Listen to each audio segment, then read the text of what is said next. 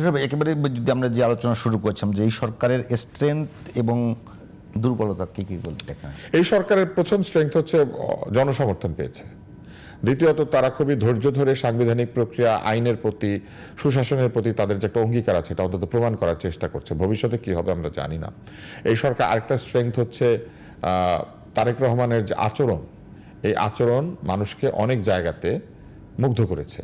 এখন এই মুগ্ধতা তো হচ্ছে আচরণের প্রতি মুগ্ধতা। আচরণ এবং কাজ দুইটার মধ্যে মানুষ মিল খোঁজে। আমি একটু আগে জামাতের আমিরের একটা সমালোচনা করেছি। এটা কেন করেছি? ওই যে জায়েজ না জায়েজ আচরণ এবং কাজ, এটার পার্থক্যের কারণে। তা না হলে আমি ওনার সমালোচনা করতাম না।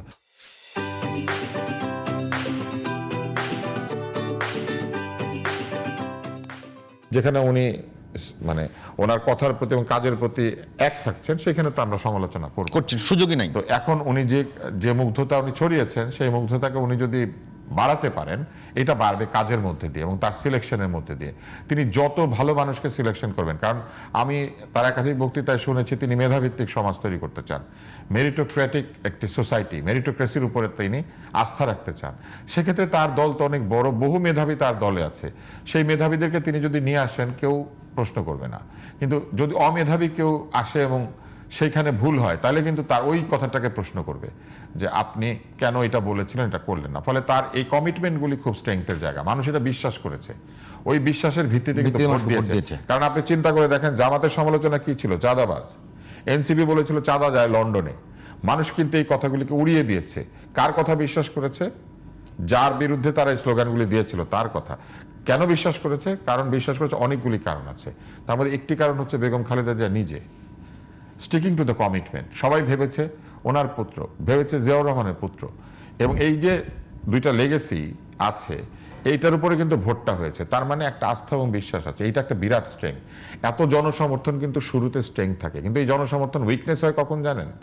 উইকনেস হয় যখন জনমতের বিপরীতে গিয়ে কেউ দলকে বেশি পছন্দ করে, যে তার ব্যক্তিগত পছন্দকে বেশি গুরুত্ব দেয়। তো এখনো পর্যন্ত এটা হচ্ছে একটা স্ট্রেংথ, যে তার উপর আস্থা। আরেকটা হচ্ছে তার যে নিজের আচরণ।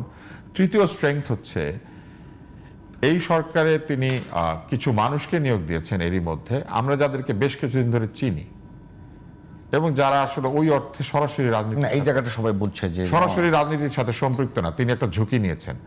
সরকার যদি ক্যালকুলেটিভ রিস্ক নিতে পারে for the betterment of the society and the country, এটা একটা স্ট্রেংথ, এটা কিন্তু উইকনেস না। ঝুঁকি নিতে আপনি পারছেন কেন? আপনি জনগণের সমর্থনকে কাজে লাগিয়ে ঝুঁকি নিচ্ছেন। ঝুঁকি নেওয়ার এটাই টাইম। 6 মাস বা 1 বছর পরে ঝুঁকি নেওয়া যাবে না, সুযোগ নাই তখন। আচ্ছা, চতুর্থ একটা জায়গা আছে সরকারের স্ট্রেংথ, সেটা হচ্ছে এই সরকার ইনক্লুসিভিটিকে মূল্য দিচ্ছে, এটা আমরা টের পাচ্ছি। শহীদ মিনারের মোনাজাত নিয়ে অনেকে আপত্তি করেছেন, আমি কিন্তু আপত্তি করি নাই। আপনি যে কোনো জায়গায় ফুল দিতে পারেন, যে কোনো জায়গায় মোনাজাত করতে পারেন, আমি দুইটার কোনোটাতেই বিরোধী না। আপনার যেখানে ইচ্ছা হবে ফুল দিবেন, যেখানে ইচ্ছা হবে মোনাজাত করবেন, কেউ কাউকে বাধা দিবে কেন? দুইটা কি কোনো খারাপ কাজ? মোনাজাত করা খারাপ নাকি মোমবাতি জ্বালানো খারাপ নাকি যার যেটা মন চায় করুক, যার যেটা মন চায় করুক না, যার যেটা ভালো কাজ মন চায় সেটা করুক, যেখানে কারো ক্ষতি হয় না। ও ভালো কাজ, যেখানে কারো ক্ষতি হয় না।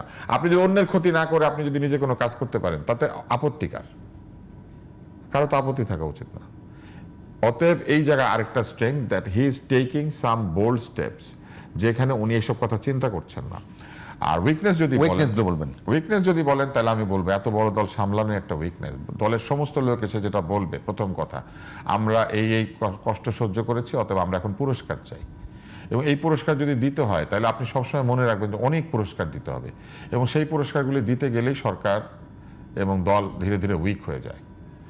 ব্যক্তিগত যে কোনো দায় ব্যক্তিগতভাবে মেটাতে হবে, দলীয় কোনো দায় দল মেটাবে, দলের দায় সরকার বা রাষ্ট্র মেটাবে না। আমি আপনাকে ব্যাপারটা বুঝাই।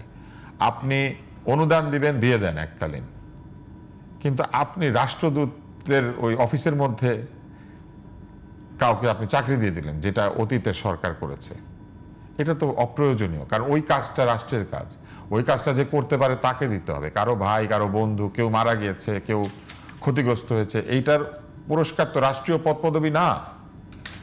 এইটার পুরস্কার হচ্ছে দল দিবে, ব্যক্তি দিবে, সমাজ দিবে, অনুদান দিবে, পুরস্কার দিবে, এগুলো ঠিক আছে, অ্যাওয়ার্ড দিবে, কিন্তু রাষ্ট্রীয় পদ পদবীকে পুরস্কারের বিষয় বানানো যাবে না। ফলে এটা একটা বড় চাপ হয়ে যায় যে আমার তো অমুক অমুক ক্ষতি হয়েছে, আপনি আমাকে এখন এই পোস্টটায় বসিয়ে দেন।